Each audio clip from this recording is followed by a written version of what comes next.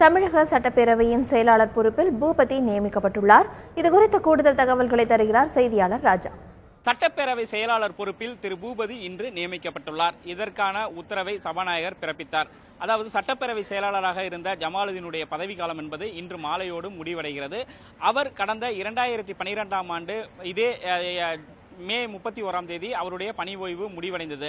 அந்த சூழ்நிலையில் அப்போதைய முதலமைச்சர் செல்வி ஜெயலலிதா மேலும் 5 ஆண்டு காலம் அவருக்கு பணி நீடிப்பு அளித்து உத்தரவிட்டார்.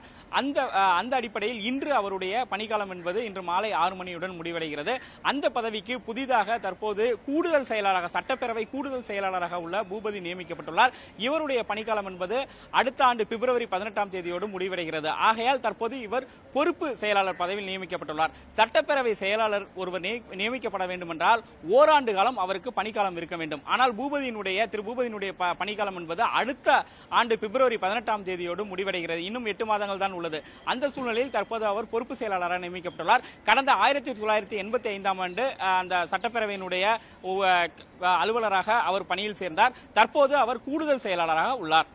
தந்தி டிவி செய்திகளுக்காக ஒளிப்பதிவாளர் சாத்தப்பனுடன் எஸ் ராஜா.